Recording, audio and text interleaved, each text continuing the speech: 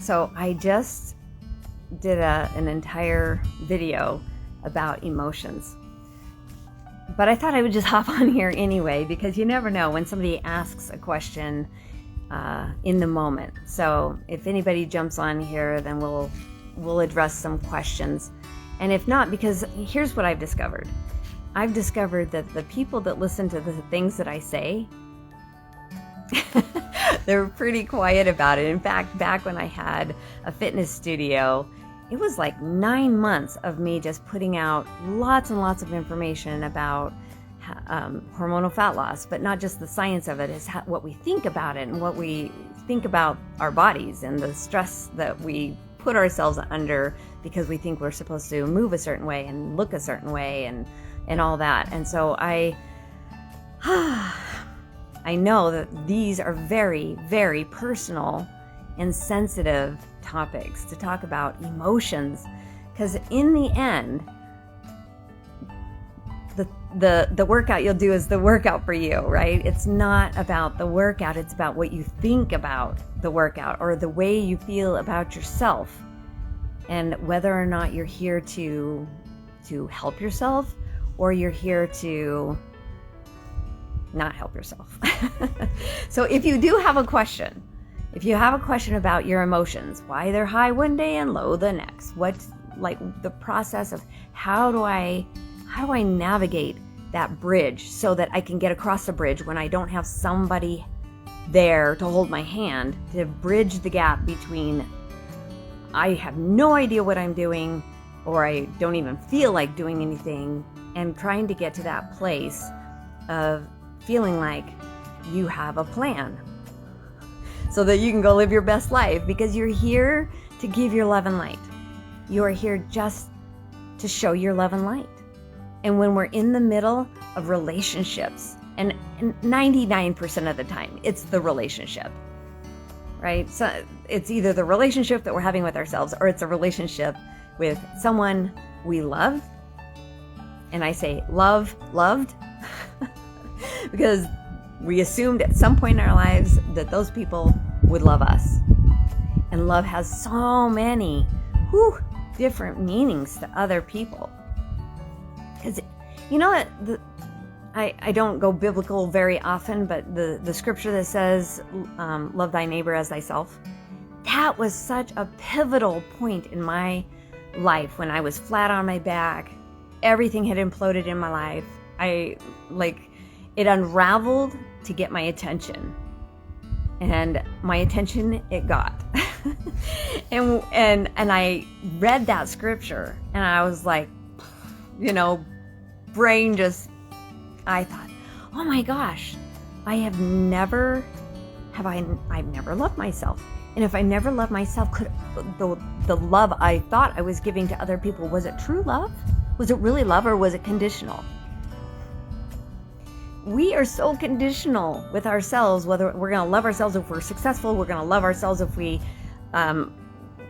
see somebody else smiling at us, because we learned that as babies, right? We would smile, they would smile, they would smile, we would smile. It was just the way we communicated, and we worked for those smiles for our entire lives.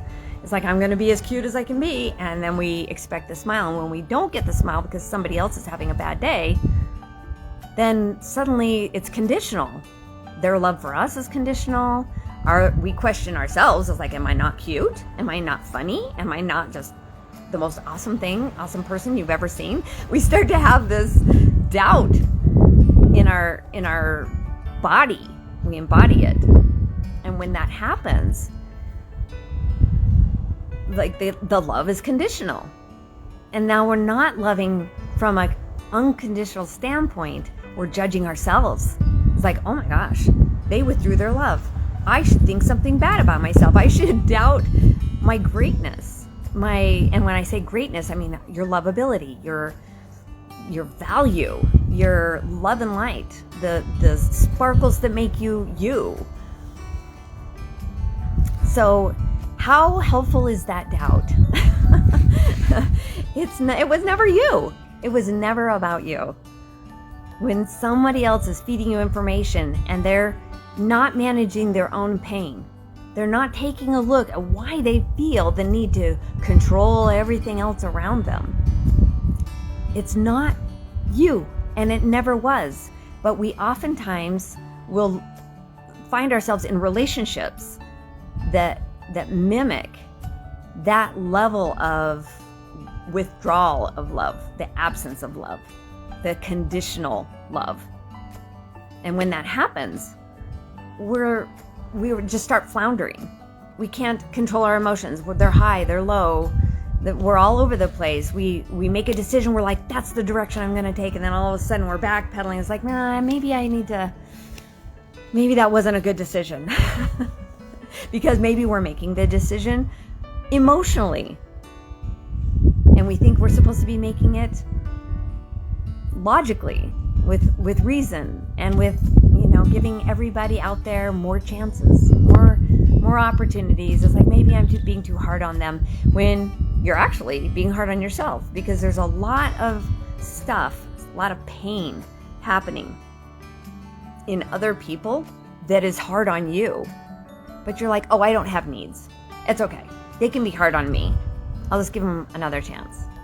And that's when, emotions do need boundaries on them, but it's for your sake. It's for your health. And they are in charge of theirs, even if they're emotionally 3. I always say that my mom was emotionally 3, my dad was emotionally 12, and they were in charge of their emotions. But back in their day, there wasn't this kind of self-help. There wasn't all the books, there was, maybe 5. And now the self-help sector is enormous. And it's when other people are suffering and it's just too painful. They're going to say self-help is stupid because it's just too painful for them to go there. And when you're involved in a relationship like that, they don't want you to go there either, because that exposes them. That scares them. And they want you to be just as scared and as exposed as them. So then they start to get pretty ugly. They start to make threats. You understand, right? But it never was about you, and it's still not about you. And to make healthy decisions for yourself is the best thing that you can do. It's for you. It's not selfish. It's not unkind. And let me just also say that when you do this from a unconditional standpoint, when you truly love yourself so that you can love others, it's not mean at all. And I'm going to give you an example, but this is not to toot my own horn. It's something I knew I had to do because I couldn't live with conflict. I'm just not one. Conflict and I are not friends. So when I felt like I was dying in my marriage, and I had a conversation with my husband at the time and said, I can't live like this anymore. Either we both do something where we can grow and expand and take this to another level, but I can't stay the same forever and do this cycle thing that we've been doing in codependency. I can't do that forever. It's killing me. And the conversation was sort of, well, we can still work on it. I was like, I understand that you're willing to survive some more, but I want to thrive. I don't want to work on it. I want to overcome it. I want to move past it. I want to get out there and see what else there is to experience in the way of love and thriving and experience and expansion. And so we had to agree to disagree. And it was in that place that I got angry. I was upset. There was blame. There was indifference. There was just all the ugly, the negative emotion. And I just took some time away. I was like, I got to go get clear, because I can't sort this out without love. I can't sort it out while I'm mad, because then I make a emotionally charged decision and I might regret it. And so I did. I took some time away. It took me 3 months. I mean, it wasn't overnight, and it was a lot of begging and pleading to see who I was through God's eyes, because that's where the love comes from. when I was able to be in that space, just breathing, studying, journaling, scribbling in my journal. There were holes 6 pages deep, just out of anger and all the emotions. When that was going on, at some point, all the negative emotions, the screaming, the crying, the carrying on, it becomes really uninteresting. It's like, yeah, I don't feel like doing that today. It's a lot of work. And when you hit that spot of it being uninteresting, that's a really good spot for you to be in, because then you're ready to do something else. You're ready to move on. And that's when I really started studying what love felt like. I never had that role model. I never knew what it was like to love myself. I only knew what it was like to reject myself and to be ashamed of myself and to have all the regrets about the way I had lived my life and the people I had chosen to spend my life with. And there was just so much regret because I wasn't being the person that I wanted to show up as in the world. And so when you get into a space of identifying what love feels like for real, like you have to practice this over and over and over and over. Let me remind you, if you have questions, please ask them, because that's what I'm here for, is to answer your questions. But when you practice this over and over, it's like, ooh, there it is. I don't like that person. And there it is. I'm really mad at that person. And there it is. I'm really, angry that they did that to me. When there's that kind of stuff going on, just look at it. It's not wrong. It's not wrong. You have to look at it, because those emotions hold the key to what you were thinking about that had the absence of love. When you're upset, when you're afraid, when you're fearful, when you have anxiety, depression, panic, despair, negative thoughts, the degree to which those negative thoughts are untrue are taking your emotions down, down, down into a hole. Now, those emotions can be down in a hole right here, and you can be smiling on your face, and nobody will know it. You can hide it. I don't recommend that. Because those are the ones that are hardest to dig out. Those are the ones that are just seething down in there. And anger is actually better. You're just punching your pillow and you're screaming and you're, having a full-blown tantrum. That anger is so much better because it's coming out. It leaves your body. You can get it out of your system. And if you've repressed your anger because it wasn't safe to express it because somebody else wouldn't like it, because they would punish you if you were angry, it's going to take a lot of screaming and pillow punching and journaling and scribbling and all the angries. You're going to just let all the angries come out. That is healthy. That is what you want. You want to do that. What's not healthy is resentment. And resentment's a much more stuck energy. It's deep because it's all the anger repressed. And it sits in there and it seethes and it causes emotional chaos in your body. Resentment is actually assigned to very specific places in your body. And when that resentment just festers, dis-ease shows up, and your body is always telling you, ow, my shoulder hurts. Like, what is that? Oh, my elbow, out of the blue. What is that? My knee. I don't remember hurting it, but out of the blue, there it is. I have energy stuck right there in my, ow. I've got to figure it out. The body is just like, it's not arthritis because these fingers are not older than that finger. It's stuck energy. We have to figure out what we were thinking about that just got shoved down deep because we were in public and we wanted to put on a good face and something blindsided us and we didn't know how to handle it. So our nervous system just went into freeze mode and then it got stuck and we didn't address it later. That's really tough. That stuff. That's like plaque on your teeth. It's like not brushing your teeth for eons and the stuck plaque and bacteria that builds up. That's what that is. Don't go there. It's not very fun. Those trips to the dentist, not very fun. And the trip to your emotional health and wellness, it takes more time. It just takes time. So if you've got some time, you've got some stuff on your plate, first of all, ask better questions. Ask them of yourself. Ask them of me. I'm here to give you the answers to the test.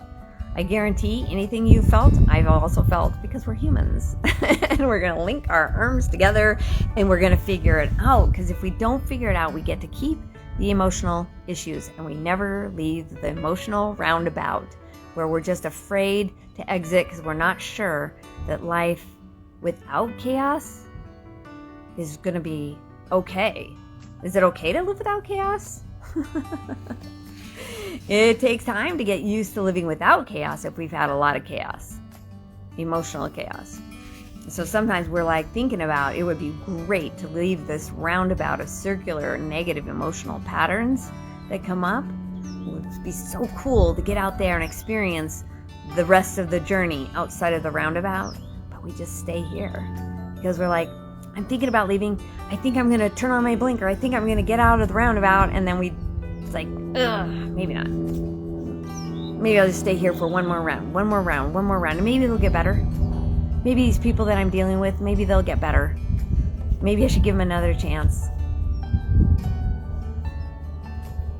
And when you're done in the roundabout, just like I was done throwing a tantrum and being mad, and so I could get into that sadness, which, anger, sadness is hidden underneath anger, and then get into that softer place where we can feel love.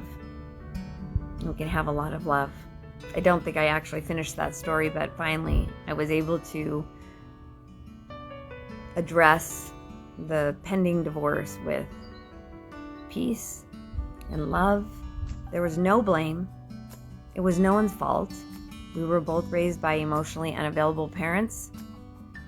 We both had very distinct attachment styles that were opposing one another. And there was just no reconciliation to it. That's it. It wasn't because he didn't try harder. It wasn't because I didn't try. So when you can hear the peace in my voice as I'm talking about this, it's not emotionally charged. There's no emotional charge there. It's just peace and love. And like I said, I'm not saying that to toot my own horn. It took a lot of work and a lot of focus and a lot of journaling and a lot of study on what I was doing that was causing me not to have peace and love. It caused my fear to be high, and the absence of love was palpable. If you want to live in a place of more love instead of the absence of love, if you want to do less controlling, more allowing, be easy, let your life unfold, trust your path, then you're going to look at those emotions and have a little conversation about them with yourself. What was I thinking that produced that emotion that made me feel, ugh? That's an intellectual word. Ugh. So just know you're normal. It's normal to have emotions. You never had an emotion that you couldn't name. Trust the process. Trust the emotions you're having. Those negative emotions, they're just there to be your greatest teachers. They just want to teach you what you don't know yet about how awesome you are.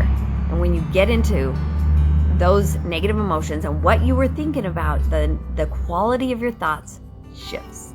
And the quality of your thoughts takes those negative thoughts that are probably more untrue than the actual facts, and we can make it work for you, not against you, so that you have that level of peace and love and light, because it's a high representation of who you are and how you want to show up in the world. So watch for my video series that's going to come out soon about emotions, because this is where your life shifts.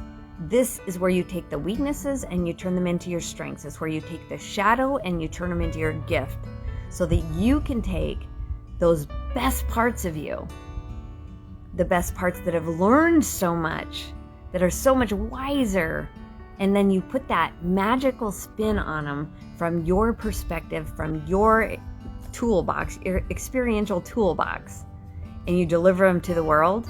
And when I say the world, your circle of influence. If you have a family, they are watching. Even if your children are grown, they are still watching, and they want the best for you. They want your health. They want your wellness. They always want that. They wanted that more than anything as a child. They want it just as much now. So you're never too old to leave a legacy of how to turn your weaknesses into strengths, and how to turn your shadows into the greatest gifts that you can hand over to your circle of influence, so they will know where to look for a better way. Thank you for watching. And if there's anything that I can do for you, hit me up, even if you have a good joke. I love humor. Sarcasm is my favorite. Anyway, thanks for watching, and have an amazing day.